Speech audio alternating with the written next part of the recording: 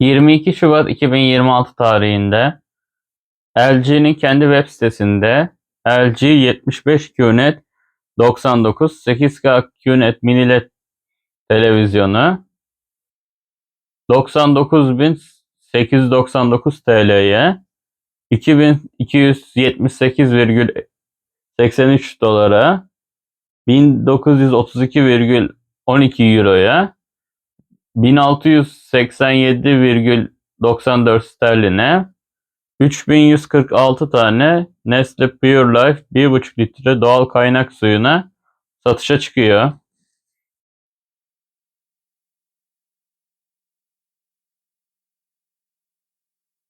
YouTube kanalımıza abone olmayı, videoyu beğenmeyi ve yorum yapmayı unutmayın.